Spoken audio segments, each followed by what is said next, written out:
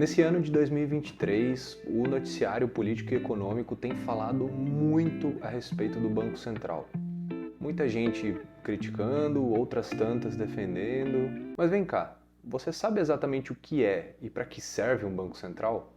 O primeiro Banco Central que se tem notícia na história foi o Banco Central da Inglaterra.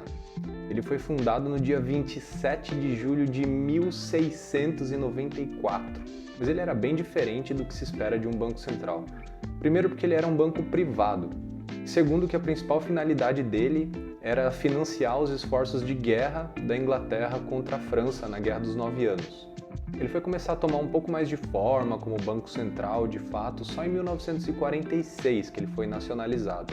O Banco Central dos Estados Unidos, por exemplo, que é um banco que a gente sempre ouve falar, o Fed, ou Federal Reserve, ele foi criado em 1913. Por aqui no Brasil as coisas demoraram um pouquinho, né? Antigamente não tinha Banco Central, então quem fazia algumas funções dele era o Banco do Brasil, na maior parte do tempo emprestando dinheiro para outros bancos comerciais. Depois, em 1945, foi criada a SUMOC, Superintendência da Moeda e do Crédito. A SUMOC já tinha mais uma carona assim, de Banco Central, ela mexia muito com a regulamentação das questões financeiras, mexia muito com taxa de câmbio também, na época o câmbio era fixo. Eu vou fazer um vídeo a respeito de câmbio fixo, câmbio flutuante, como funciona essa questão do dólar na nossa economia. Mas enfim, a SUMOC e o Banco do Brasil, eles meio que dividiam ali o papel de Banco Central. Mas o nosso Banco Central mesmo, como Banco Central, só foi fundado em 1965. Na verdade, ele foi idealizado antes por uma lei chamada Lei número 4.595 de 1964, mas ele só iniciou suas atividades mesmo em 65. Mas beleza, já contextualizei demais, então vamos lá. Para que serve um Banco Central de fato? É importante salientar que essas informações que eu vou trazer aqui agora são do livro Economia Monetária e Financeira, Teoria e Política. É um livro amplamente utilizado principalmente na graduação em economia, nas matérias de economia monetária. A primeira função do Banco Central é emitir moeda e controlar a liquidez da economia, que é basicamente isso, colocar a moeda ou tirar a moeda de circulação. Não precisa ser necessariamente a moeda, o papel moeda que a gente conhece, mas pode ser também aquela moeda escritural, né, que é a moeda que está no banco, que você não vê. Ele geralmente faz isso a partir das operações que a gente chama de open market. Bom, o que é isso? O governo ele emite títulos, né, títulos da dívida, que é mais ou menos como se ele emitisse pequenas ações. Então você compra esses títulos com uma garantia de que você vai poder revender eles para o próprio governo no futuro com uma quantidadezinha maior aí que é a taxa de juros cobrada em cima disso. Isso ajuda a financiar o governo. Você dá dinheiro para ele, ele utiliza o seu dinheiro para investir no que ele quiser e depois ele meio que te devolve. E o Banco Central pode fazer isso também. Ele compra um monte de títulos do governo. E como é ele que cria moeda, basicamente ele deu moeda para o governo e aí o governo meio que despeja na economia do jeito que ele preferir. Isso seria uma política expansionista do Banco Central, ou seja, ele está tentando aquecer a economia. O contrário também acontece. Então ele pode pegar os títulos ali que ele já tem comprados e vender de volta para o governo. E aí o governo vai ter que pegar dinheiro de si mesmo e dar para o Banco Central. E aí ele não pode investir na economia. Então, em tese, você está tirando dinheiro da economia. A segunda atribuição do Banco Central é que ele é banqueiro dos bancos. Ou seja, os bancos precisam guardar uma parte de tudo que eles arrecadam em algum lugar para o caso de alguma emergência. E o Banco Central é exatamente o lugar onde eles guardam. Ou seja, ele é o banco do banco, né? Inclusive, quando esses bancos estão passando por crises de liquidez, ou seja, quando está todo mundo tentando sacar o dinheiro na mesma hora e o banco não tem grana para dar para todo mundo, eles apelam para o Banco Central e aí o Banco Central dá uma ajuda ali para o banco não quebrar. Lembrando, pessoal, que às vezes as pessoas falam assim, mas vai ajudar o banco já tem milhões de reais, por que vai ajudar? Mas é que assim, se o banco quebrar, quem se dá mal de verdade é quem estava com o dinheirinho da conta lá, né? E quem é que está com o dinheirinho da conta no banco? A terceira atribuição do Banco Central é o de regulador do mercado financeiro de capitais.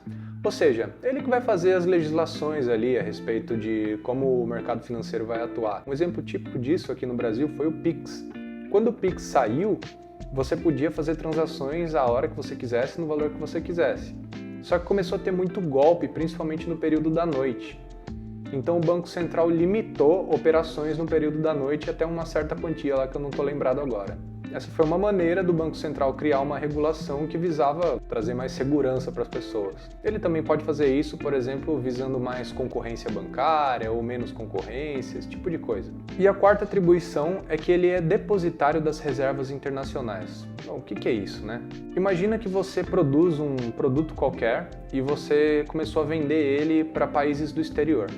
Então o cara que está comprando seu produto lá no exterior, ele não vai te pagar em reais, ele geralmente vai te pagar em dólares. Só que você mora aqui no Brasil, então o cara te dá vários dólares e você meio que não tem o que fazer com isso.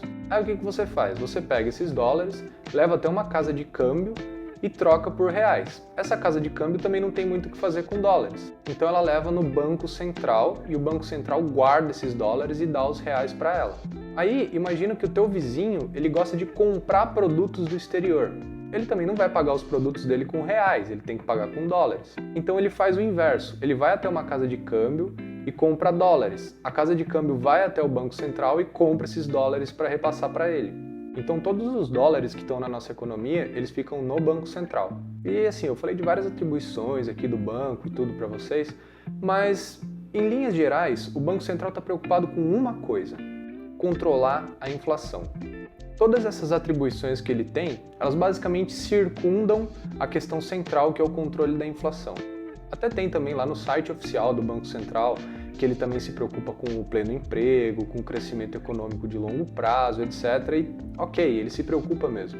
Mas o principal vai ser sempre a inflação e a suavização das flutuações econômicas. Pô, gastei agora, hein? Mas eu vou explicar rapidão o que é isso. Basicamente, a nossa economia ela fica oscilando, né? Tem hora que ela está melhor, tem hora que ela está pior. E não é interessante nem para o Banco Central nem para a população que essas variações sejam muito grandes. Então, por exemplo, quando a atividade econômica está muito baixa, as pessoas estão consumindo pouco, é interessante para o Banco Central baixar um pouquinho a taxa de juros, porque aí a galera consegue pegar dinheiro emprestado com mais facilidade, a um preço mais acessível, faz aquele famigerado crediário naquela loja grande para comprar uma TV de plasma e movimenta a economia. Mas o contrário também pode acontecer, às vezes a economia está muito aquecida e isso geralmente traz inflação, porque às vezes o produtor não consegue acompanhar a demanda. Então o pessoal está querendo comprar muito ali naquela hora e o cara ainda precisa rearranjar o maquinário dele, contratar gente, treinar para conseguir produzir mais. Então no curto prazo o que ele vai fazer? Ele vai aumentar o preço dos produtos dele. E daí se isso começa a acontecer muito, a gente pode ter uma crise inflacionária. Então o Banco Central dá uma aumentada na taxa de juros para ficar um pouco mais difícil de pegar dinheiro emprestado e aí você vai deixar para comprar aquela televisão uma outra hora e vai movimentar menos a economia. O Banco Central brasileiro ele é formado por uma diretoria composta por 9 pessoas. Um é o presidente do Banco Central e os outros 8 são outros diretores de setores diferentes. Essas 9 pessoas compõem o Comitê de Política Monetária, que é também chamado de Copom. É esse comitê que vai definir o valor da taxa de juros a cada 45 dias. Então eles vão dar uma olhada ali como é que está a economia e, por exemplo, se a inflação estiver acelerando, eles vão dar uma aumentada na taxa de juros para o pessoal consumir menos. Se a inflação estiver baixando ou estagnada, eles podem tentar descer um pouco a taxa de juros para ver se o pessoal movimenta mais a economia. E eles vão fazendo isso periodicamente, mudando a ação deles conforme muda a conjuntura também. Para saber qual passo dar com relação à inflação, eles utilizam uma política chamada de metas de inflação. Essa política é relativamente nova dentro da literatura econômica, foi implementada pela primeira vez pelo Banco Central da Nova Zelândia, em 1990. E aí outros bancos centrais de outras partes do mundo começaram a adotar isso também.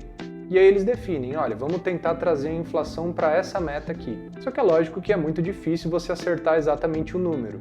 Então você coloca uma margem de erro para cima e para baixo, que se você ficar dentro dessa margem de erro, tá tudo certo, você cumpriu a meta. Em 2023, a meta de inflação para o Brasil é de 3,25 com 1,5 para cima ou para baixo. Ou seja, se ficar entre 1,75 e 4,75, tá tudo certo. E como é que eles fazem para alcançar essa meta? Eu já dei um spoiler aqui. Taxa de juros. Eles podem tentar tirar a moeda de circulação e colocar a moeda em circulação, mas isso é menos utilizado. Hoje em dia, o principal instrumento monetário de controle da inflação é a taxa de juros, que é a taxa que a gente conhece como Selic. Eu não vou detalhar muito aqui como é que funciona a Selic, porque eu vou gravar também um vídeo só falando a respeito dela, porque é um pouquinho diferente do que o pessoal costuma achar. Mas em linhas gerais, as taxas de juros como um todo, elas são definidas pelo mercado e dependem muito do prazo de empréstimo que você toma. Então, se você toma um empréstimo de longo prazo, a taxa de juros vai ser uma. Se você pega um empréstimo de curto prazo, a taxa de juros vai ser outra. Você pode perceber quando você vai parcelar alguma coisa que você comprou, e aí se você parcela em 3, 4 vezes, a taxa de juros é uma, e se você parcela em 10, 15 vezes, a taxa é outra. Mas o Banco Central tem o controle de uma taxa de juros, que é a taxa de juros de curtíssimo prazo. Essa taxa de juros ela acaba servindo de base para as outras, de médio e longo prazo. Então, por mais que elas não sejam as mesmas, a tendência é que as taxas de juros do mercado tenham alguma correlação com a taxa Selic. Se ela sobe, as outras vão subir, se ela desce, as outras vão descer. E aí ele busca controlar a inflação por meio da taxa Selic. E a última coisa que eu queria falar aqui com vocês é a respeito da autonomia do Banco Central. A partir de 2021, o nosso Banco Central passou a ser autônomo. Mas o que isso quer dizer? Quer dizer que ele não tem mais um vínculo direto com o Poder Executivo Federal. Antigamente, o Banco Central era vinculado ao Ministério da Economia ou da Fazenda. Hoje em dia, ele é um órgão autônomo, não responde mais ao Ministério da Fazenda. E antigamente, o presidente do Banco Central, ele era indicado pelo presidente da República, mas ele não tinha um mandato. Então, se o presidente da República decidisse tirar ele tirava e colocava outro. Isso servia também para os diretores que formam o Copom. Agora, por mais que ainda seja o presidente da República que escolhe o presidente do Banco Central, ele tem um mandato que ele vai cumprir, assim como os diretores também. Esse mandato é de 4 anos. E para o presidente do Banco Central em específico, ele vai atravessar 2 gestões presidenciais. Então o mandato do presidente do Banco Central começa no 3º ano do presidente da República, e aí ele atravessa 3º, 4º, 1º e 2º do outro presidente da República que vier, e aí no 3º ano pode trocar o presidente do Banco Central. De acordo com o site, ele pode ser reconduzido mais uma vez, ou seja, reeleito. Já os diretores também têm um mandato de 4 anos, mas eles vão sendo substituídos de maneira escalonada. Então em um ano trocam 2, em outro ano trocam outros 2, em outro ano trocam outros 2, e é tudo por indicação do presidente, só que tem que passar por uma sabatina no Senado Federal também, o que não é assim um grande empecilho. O argumento que se deu em favor da autonomia do Banco Central é que a política monetária e o próprio banco ficam um pouco mais independentes do processo eleitoral. Que é normal, assim, por exemplo, um presidente em ano eleitoral pedir para baixar a taxa de juros para dar um gásinho a mais na economia e tal. E aí, sei lá, se o presidente do Banco Central não quer, ele acaba sendo demitido. Agora não tem mais jeito. Até dá para demitir o presidente do Banco Central. Mas aí são por questões bem específicas, de tipo assim, se ele cometeu um crime, ou se ele mesmo pediu para sair, ou se ficou doente, ou se claramente ele não está conseguindo acompanhar as metas de inflação. Ou seja, se ele não estiver fazendo um trabalho legal, tem como demitir o cara também. Mas essa é uma discussão bem polêmica, assim, eu tô só trazendo aqui o argumento que foi dado para sustentar a implementação dessa lei. Mas me diz aí, você é favorável ou contrário à autonomia do Banco Central? Mas me dá argumentos, né? Economia não é futebol, pessoal. Economia é ciência. Bom, eu vou ficando por aqui. Se você gostou do vídeo, por favor, dá um like, se inscreve no canal, manda para os seus amigos. E se você quiser que eu fale de qualquer outro assunto, comenta aqui também. Valeu, um abraço!